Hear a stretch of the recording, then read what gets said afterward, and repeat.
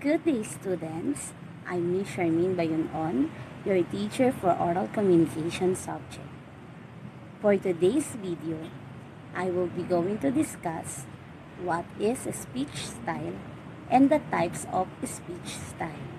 But before we will proceed to our discussion, I want you to prepare some materials like ball pen and paper to take down notes all the important information. And I'm so sorry for all the distractions present in this video. Without further ado, let's start!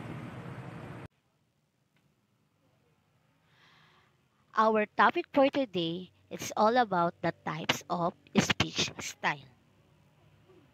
And for our learning objectives, at the end of the lesson, students should be able to, number 1, define what speech style is. Number 2, identify the different types of speech style. And number 3, understand each characteristics and usage. Now, I have a game for you, class. I want you to arrange the jumbled letters in each number and guess what's the word. Here's our mechanics. I will be going to give you 5 seconds to guess the words for each number. Are you ready? Okay, for number 1. 5, 4, 3, 2, 1. What is your answer, class? Okay, the correct answer for number 1 is the word frozen. Okay, did you get the correct answer, class? Okay, number 2. 5, 4, 3, 2, 1. Okay, what is your answer, class? Okay, for number 2, the correct answer is formal. Okay, number 3. 5, 4, 3, 2, 1. What is your answer, class? Okay, the correct answer is consultative. Okay, number 4. 5, 4, 3, 2, 1. Okay, the correct answer, class, is the word casual. Okay, for the last number, 5, 4, 3, 2, 1. What is your answer, class? Okay, and the correct answer is the word intimate. Okay, so I hope you will enjoy you enjoy our activity for today. Now let us proceed to our discussion.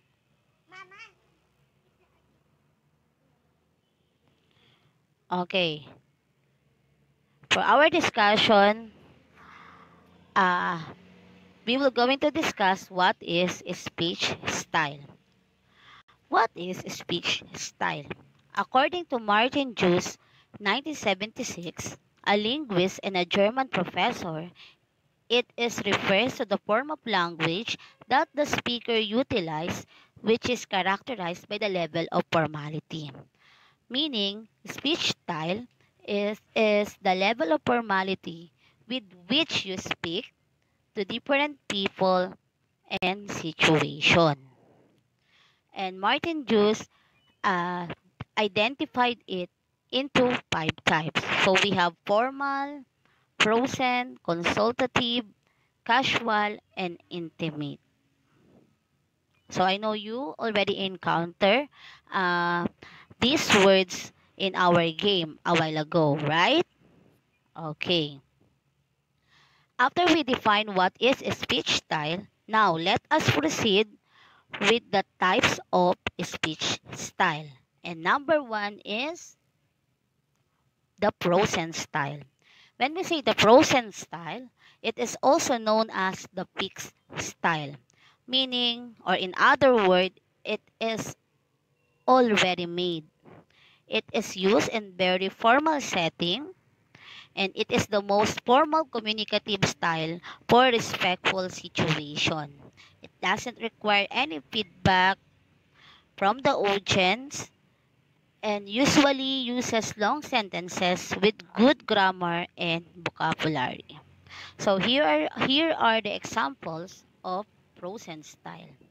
So we have the Lord's Prayer, the wedding ceremony, the pledge of Panatang Makabayan, and classical play like Shakespearean play. Okay? For number two, or the next styles that we have is the formal style. Formal style, it is used formal words and expressions. In this style, the speaker avoid using slang terminologies. The speaker here must frame whole sentences ahead before they are delivered.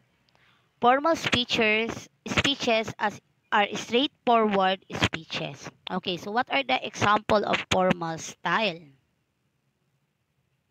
We have the sona of the president, an interview, and a corporate meeting. Okay, so for number three, we have consultative style.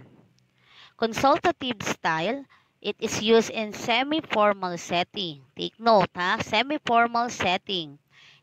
It happens in two-way participation, and a speaker does not usually plan what he wants to say. Sentences tend to be shorter and spontaneous. Okay, so what are the example of consultative style? We have the patient and the doctor, the teacher and the students, and the boss with his or her apprentice. Okay? For number four, we have the casual style. The casual style, this is an informal communication between groups and peers. It is used in conversation between friends and insiders or other individual who have something to share and have shared background information but don't have close relation to the speaker. And slang are quite often used in these instances. This style is used in formal situations and language. It is applicable only to your friends class, okay? And if you meet someone that you have share information from one another. Okay. The best example of casual style are the following. Having a review lesson with your classmates, where you are sharing ideas, and then with your friend and colleagues when you are already working. Okay. For the last speech styles, we have the intimate style. It is completely private language used with couples, family, and best friends that have a very close relationships.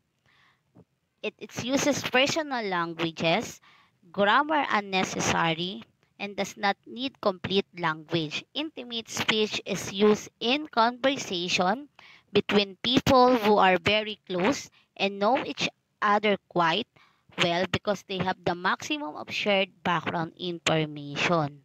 So here in intimate, you can share a lot because you are very close to each other and you have a lot of shared information and experiences from one another. Okay, so the best example of intimate style is, as you see, there are couples who are talking in each other, and then a family who have one another, and a best friend. There are two girls who are closely to each other. Okay. So that's all for today. I hope you will learn something for our discussion. Have a nice day to everyone.